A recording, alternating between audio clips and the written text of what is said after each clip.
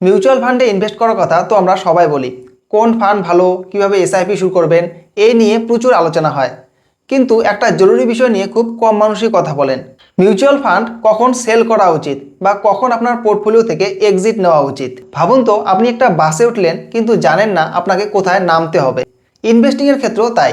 শুধুমাত্র ভালো ফান্ডে এন্ট্রি নিলেই হবে না, সঠিক সময়ে এক্সিট নেওয়াটাও সমান গুরুত্বপূর্ণ। আজকের ভিডিওতে আমি আপনাদের সাথে 5টি এমন সলিড কারণ শেয়ার করব যখন আপনার মিউচুয়াল ফান্ড সেল করার কথা ভাবা উচিত। আর শেষে এটাও জানাবো কোন পরিস্থিতিতে প্যানিক করে ফান্ড বিক্রি করা একদম উচিত নয়। তাহলে চলুন আজকে ভিডিওটি শুরু করা যাক। প্রথম কারণ যখন আপনি আপনার মিউচুয়াল ফান্ড সেল করার কথা ভাবতে পারেন, সেটি হলো যখন আপনার ফাইন্যান্সিয়াল গোল পূরণ হয়ে গেছে, অর্থাৎ your financial goal is achieved.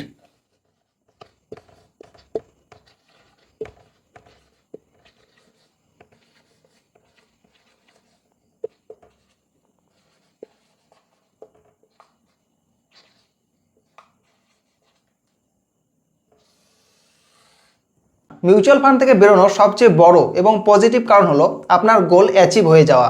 আমরা সবসময় বলি গোল বেসড ইনভেস্টিং করতে। ধরুন আপনি আপনার সন্তানের হায়ার এডুকেশনের জন্য 15 বছরের একটা টার্গেট নিয়ে এসআইপি শুরু করেছিলেন।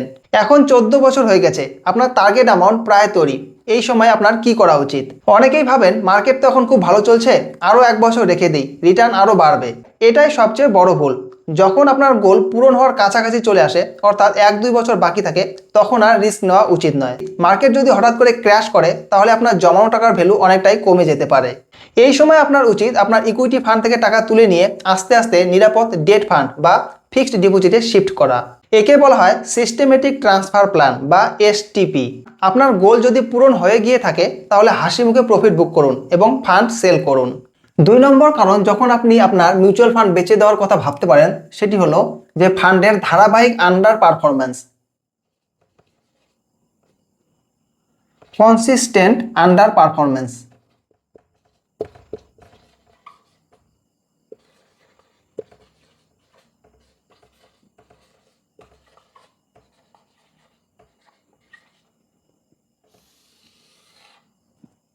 আপনি যে ফান্ডে টাকা রাখছেন সেটা কি সত্যি ভালো পারফর্ম করছে?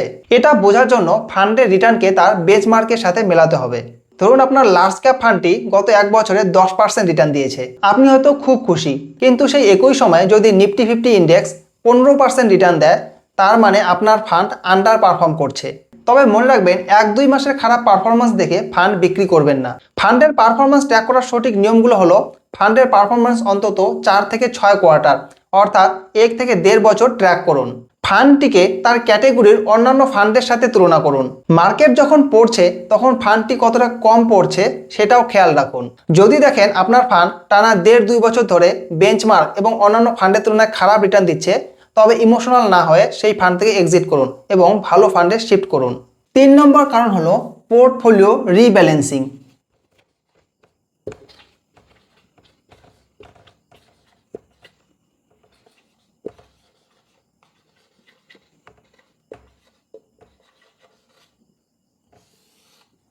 এই পয়েন্টটি একটু টেকনিক্যাল কিন্তু খুব জরুরি। আপনার অ্যাসেট অ্যালোকেশন মেনটেন করার জন্য ফান্ড সেল করা লাগতে পারে। ধরে নিন আপনি ঠিক করেছিলেন আপনার পোর্টফোলিওতে 70% ইকুইটি এবং 30% ডেট থাকবে। এবার মার্কেট খুব ভালো পারফর্ম করায় 2-3 বছর পর দেখা গেল আপনার ইকুইটির পরিমাণ দাঁড়িয়েছে 85% এবং ডেট দাঁড়িয়েছে 15%। এতে খুশি হওয়ার কিছু নেই, কারণ আপনার পোর্টফোলিও এখন আপনার ধারণার চেয়েও বেশি রিস্কি হয়ে গেছে। এই অবস্থায় আপনাকে রিব্যালেন্স করতে হবে, অর্থাৎ আপনাকে কিছু ইকুইটি ফান্ড সেল করে সেই টাকা ডেট ফান্ডে ট্রান্সফার করতে হবে, যাতে অনুপাতটি আবার 70:30-তে আসে। নিয়ম মেনে বছরে অন্তত একবার পোর্টফোলিও রিভিউ করা এবং রিব্যালেন্স করার জন্য ফান্ড সেল করা একজন স্মার্ট ইনভেস্টরের লক্ষণ। 4 নম্বর কারণ হলো ফান্ডের অবজেক্টিভ বা ফান্ড ম্যানেজারের পরিবর্তন।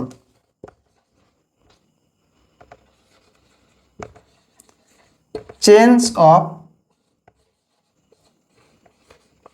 objective of the fund or fund manager।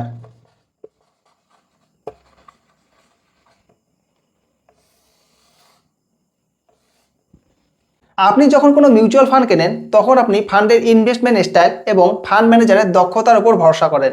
কিন্তু এগুলো যদি হঠাৎ বদলে যায়, ধরুন আপনি একটি মিড ক্যাপ ফান্ড কিনেছিলেন হাই গ্রোথের আশায়, কিন্তু কিছুদিন পর ফান্ডের নিয়মে বদল এলো এবং তারা প্রচুর লার্জ ক্যাপ স্টক কেনা শুরু করলো। এর মানে হলো ফান্ডের বেসিক অবজেক্টিভ পাল্টে গেছে, যা হয়তো আপনার স্ট্র্যাটেজির সাথে আর মিলছে না। আরেকটা বিষয় হলো ফান্ড ম্যানেজার।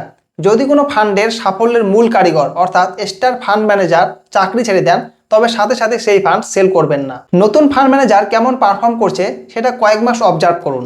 যদি দেখেন ফান্ডের কোয়ালিটি নষ্ট হচ্ছে, তবেই এক্সিট নেওয়ার কথা ভাবুন। 5 নম্বর কারণ হলো এমার্জেন্সি বা জরুরি আর্থিক প্রয়োজন।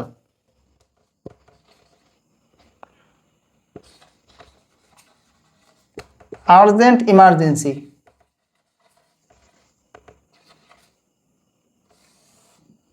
জীবন অনিশ্চিত, মেডিকেল এমার্জেন্সি, চাকরি চলে যাওয়া বা বড় কোনো ক্রাইসিস আসতেই পারে। সাধারণত আমরা বলি এমার্জেন্সি ফান্ড আলাদা করে রাখতে, কিন্তু পরিস্থিতি যদি এমন হয় যে আপনার সেভিংস বা এমার্জেন্সি ফান্ড শেষ হয়ে গেছে, তখন তো আপনার ইনভেস্টমেন্টই আপনাকে বাঁচাবে। এরকম চরম বিপদের মুহূর্তে মিউচুয়াল ফান্ড সেল করে টাকা তুলে নেওয়াটা সম্পূর্ণ লজিক্যাল। তবে মনে রাখবেন, এটা শুধুমাত্র এমার্জেন্সির জন্য। নতুন ফোন কেনা বা বিদেশ ঘুরতে যাওয়ার জন্য ফান্ড সেল করাটাকে কিন্তু এমার্জেন্সি বলে না। তো এই ছিল 5টি কারণ যখন আপনি আপনার মিউচুয়াল ফান্ড সেল করার কথা ভাবতে পারেন। চলুন তাহলে এবার জেনে নেওয়া যাক সবচেয়ে বড় ভুলটা সম্পর্কে। কখন ফান্ড সেল করা থেকে দূরে থাকবেন। প্রথমত হলো মার্কেট ক্র্যাশ বা কারেকশনের সময়। মার্কেট হঠাৎ 10-15% পড়ে গেলে অনেকেই প্যানিক করে ফান্ড বিক্রি করে দেন। এটাই সবচেয়ে বড় ভুল। মার্কেট নিচে নেওয়া মানে লস বুক করা নয়, বরং কম দামে আরো বেশি ইউনিট কেনার সুযোগ। দ্বিতীয়ত হলো short term volatility. Mutual fund, বিশেষ করে ইকুইটি ফান্ড হলো লম্বা দৌড়ের ঘোড়া। 1-2 বছরের রিটার্ন থেকে ফান্ড বিক্রি করবেন না, অন্তত 5-7 বছরের ভিউ নিয়ে ইনভেস্টমেন্ট ধরে রাখুন। এবং তৃতীয়ত হলো নিউজ চ্যানেল বা বন্ধুদের কথা শুনে হঠাৎ করে এক্সিট নিয়ে নেবেন না, নিজের ফান্ডের ফান্ডামেন্টালস যাচাই করুন। তো বন্ধুরা, সামারি হিসেবে বলতে গেলে, গোল পূরণ হয়ে গেলে, ফান্ড লম্বা সময় ধরে খারাপ পারফর্ম করলে, পোর্টফোলিও রিব্যালেন্স করা থাকলে, ফান্ডের অবজেক্টিভ হঠাৎ বদলে গেলে বা হঠাৎ কোনো বড় এমার্জেন্সি এলেই মিউচুয়াল ফান্ড সেল করা উচিত। শুধু মার্কেট পড়ছে দেখে ভয় পেয়ে ফান্ড বিক্রি করবেন না। আপনাদের পোর্টফোলিওতে এখন কতগুলো মিউচুয়াল ফান্ড আছে নিচে কমেন্ট করে অবশ্যই জানাবেন। ভিডিওটা ইনফরমেটিভ মনে হলে একটা লাইক দিন এবং আপনার পরিবার এবং বন্ধুদের সাথে শেয়ার করুন। ফাইন্যান্স এবং ইনভেস্টমেন্টের এমন আরও সহজ বাংলা ভিডিও পেতে চ্যানেলটি সাবস্ক্রাইব করতে ভুলবেন না।